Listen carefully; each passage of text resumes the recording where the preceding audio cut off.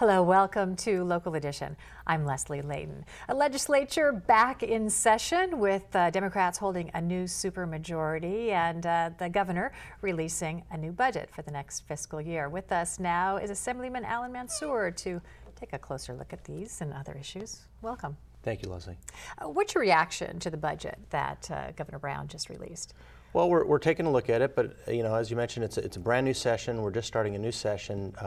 Almost half the new legislature is new, and so it's going to be interesting working with everyone. But a lot of the same problems are still there. The economy does have a slight uptick.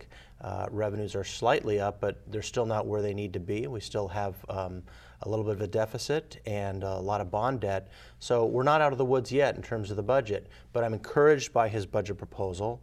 But the two main things I want to focus on are going to be transparency in the budget process and making sure that we completely and fully fund higher education. And by transparency, what I mean is last year when the final budget came to us in a budget committee, we were told, hey, here it is a few hours before you're supposed to vote on it, and we had questions, and they said, no, you have to vote on it now. You can ask your questions after.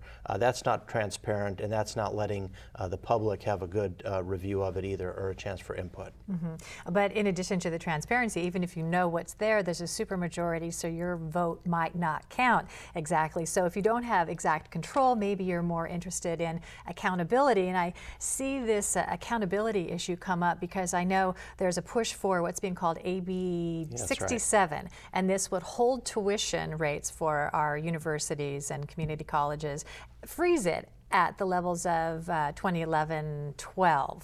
And this is in relation to Prop 30, the money that's coming in and increased taxes. Why are you supporting that? Well, I've joined my colleagues in putting forward legislation that addresses the revenue from Prop 30, because many voters were led to believe that Prop 30 was going to go to fund higher education. And there's no guarantee in the language of the way the ballot initiative was written that it has to fund that. So this legislation will make sure that revenue from Prop 30 goes to fund higher education, as it should, as the voters were led to believe, and also make sure that there's a tuition freeze during the time that tax increase is in place. Keep in mind also K through 12, a lot of money has been taken from local education. That needs to be backfilled, and I think the voters expect that to be done. So in some ways you're trying to put a spotlight on, don't say that you're raising this Prop 30 money for schools and then spend it on something else altogether. That's exactly the governor did allocate money for the universities, but he did say that there's no guarantee that he won't be hiking tuition anytime soon. That's right, and that's, in my opinion, is not right, and we need to make sure that education is fully funded, and I don't know that it is fully funded at this point, especially when we've been taking money from K through 12. That needs to be reimbursed. Okay, education, something you're going to be taking a look at. What are the other issues that are really important and pressing in the legislature this year?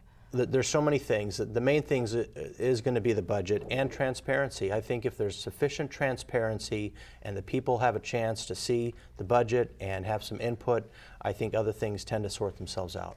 Prop 13 has been coming up. Other areas for increased revenue, Prop 13, the holy grail really, that has kept property taxes stable for many residents and businesses since 1978. But now there's some talk that they may be looking at increasing taxes, property taxes for business owners. On commercial property. Yeah, there's been some discussion of that. It wouldn't surprise me if I see that come forward. Allan Mansoor, thank you for being here. Thank you. And thank you for joining us for Local Edition. I'm Leslie Leyton.